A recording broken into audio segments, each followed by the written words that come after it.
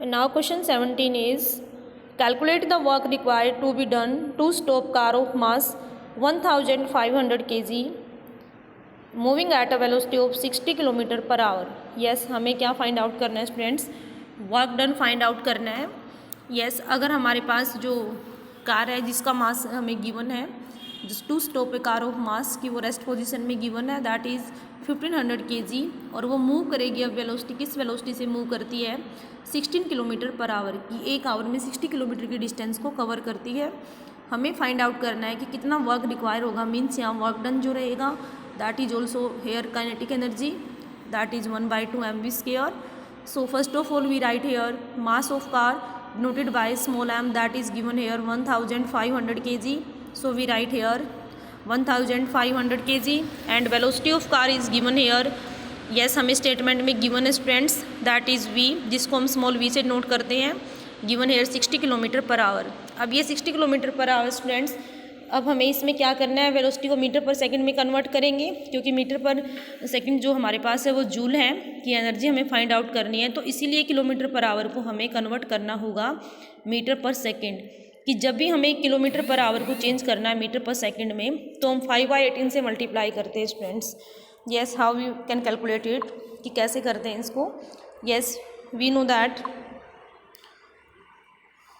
अगर हमें 1 kilometre per our को चेंज करना है मीटर पर सेकंड में, so we know that 1 kilometre is equal to 1000 metre and we also know that 1 hour is equal to 3600. So multiply by this, so divide by this 1000 divide by 3600. yes, 5 2 जा 10, 18 2 जा 36. yes, left here 5/18. हमें क्या करना होगा? जो भी हमें kilometre per our में गिवन है टर्म्स, अगर उसको मीटर पर सेकंड में कन्वर्ट करना है तो हम 5/18 से क्या करेंगे? मल्टीप्लाई कर सकते हैं। येस, लुक हियर स्टूडेंट्स, अगर हमें वेलोसिटी गिवन है 60 किलोमीटर पर आवर और हमें चेंज करना है मीटर पर सेकंड में, सो वी मल्टीप्लाई बाय 5/18। जैसे हम 5/18 से मल्टीप्लाई करेंगे स्टूडेंट्स, तो यहाँ पर हमारे पास आंसर देखें, 3 से कैंसिल आउट करते हैं, 3 6 जा 18 एंड 23 जा 60, 5 2 जा 10, 100 बाय क्या आ जाएगा हमारे पास? 6, 25 जा 100 डिवाइड बाय 6 और लास्ट में हम राइट करेंगे मीटर पर सेकेंड। अब यहाँ से देखें स्टूडेंट्स, इस क्वेश्चन में ऐसे इसको कैलकुलेट किया गया है कि 60 किलोमीटर पर आवर को चेंज किया है मीटर पर सेकेंड में। नेक्स्ट इज वर्क डन, जो वर्क डन है वो काइनेटिक एनर्जी रहेगी यहाँ पर, क्योंकि ड्यू टू मोशन हमारे पास वर्क हुआ है कि कार की जो वेलोसिटी है that is 60 kilometre per hour. So we write here 1/2 mv², it's formula, and 1/2 m is given here this 1500 and v² it means value of v is 100/6. So we multiply by 2 times, अगर square है तो 2 times क्या करेंगे? Multiply करेंगे। And after to calculate it, answer जो हमारे पास रहेगा students that is 2,08,333.3 joule. And at last we write here, hence work done, work required to be done to stop the car is this, कि अगर हमें car को रोकना है, स्टॉप करना है, तो हमें कितना वर्क डन करना होगा? 2,08,333.3 joule. It is the solution of question 17. Yes, now question 18 is, in each of the following a force F is acting on an object of mass m. कि ये केसेस में हमें डायग्राम्स गिवन है, 3 parts given है students, जिनमें हमारे पास force को F से नोट किया गया है और जो ऑब्जेक्ट है, किस ऑब्जेक्ट पर मास फोर्स लगा हुआ है कि उस ऑब्जेक्ट का जो मास है वो गिवन है एम।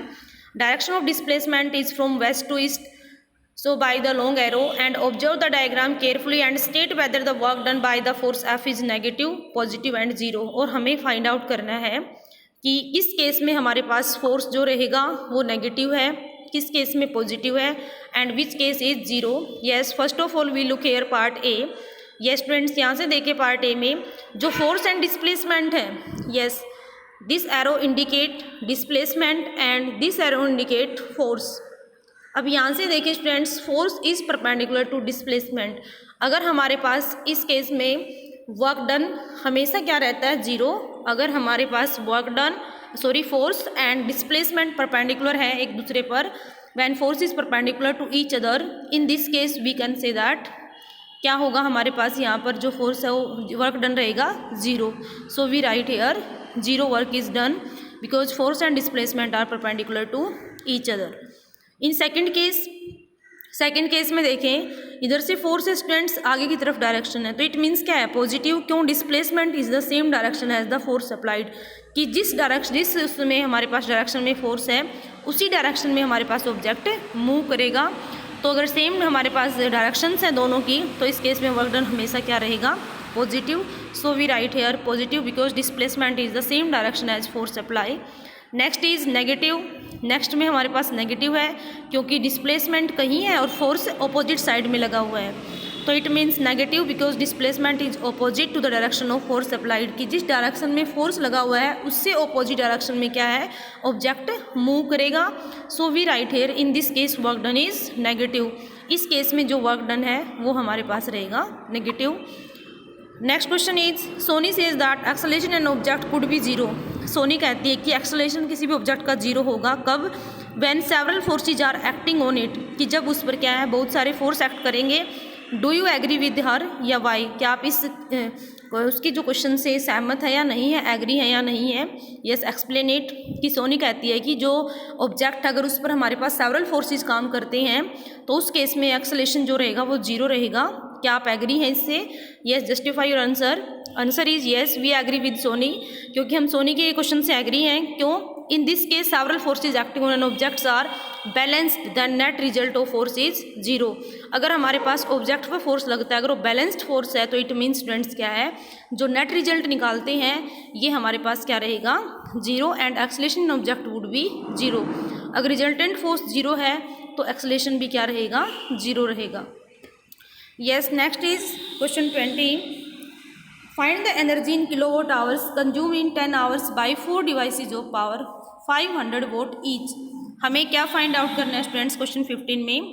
यस हमें फाइंड आउट करना है कि एनर्जी फाइंड आउट करनी है किलोवाट आवर्स में, जो कि 10 आवर्स में कंज्यूम की जाती है 4 डिवाइसेस से, और जिन 4 डिवाइसेस की पावर जो है 500 वोट ईच की, हर एक की पावर क्या है? 500 वोट है.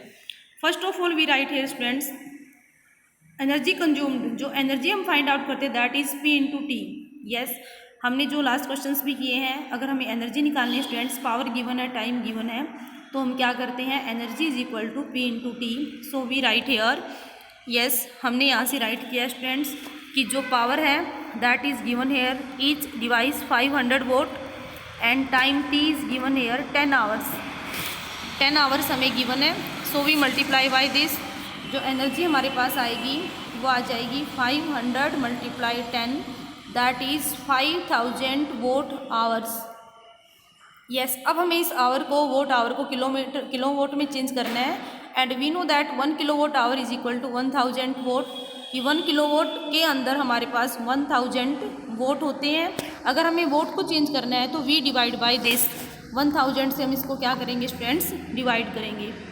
यस अगर हमारे पास ये आंसर में जो रहा है स्टूडेंट्स आया है क्वेश्चन, जब हमने मल्टीप्लाई किया दिस वैल्यू आई है, बट हमें किलोवाट आवर्स में एनर्जी को कंज्यूम करना है, तो हम कैसे चेंज करेंगे यहाँ से? अगर हमने यहाँ से फाइंड आउट किया है 5000 वोट आवर, इसको चेंज करना है किलोवाट आवर में, सो वी डिवाइड बाय 1000. हम किससे डिवाइड करेंगे इसको? 1000 से डिवाइड करेंगे. यस आंसर जो हमारे पास रहेगा दैट इज़, क्या आंसर आ जाएगा स्टूडेंट्स? यस यहाँ से आंसर रहेगा 5 किलोवाट. 30 से 30 कैंसिल आउट, और अब यहाँ पर ये किलोवाट आ गया है और साथ में आवर, तो 5 किलोवाट आवर. तो energy consumed by 500 vote device in 10 hours is. अब हमने जो एनर्जी निकाली है 1 डिवाइस की फाइंड आउट की है, हमें 4 डिवाइसेस की फाइंड आउट करनी है. So we multiply 5 kilowatt into 4 that is 20 kilowatt hour. तो hence we write here at last 20 kilowatt energy is consumed in 10 hours by 4 devices.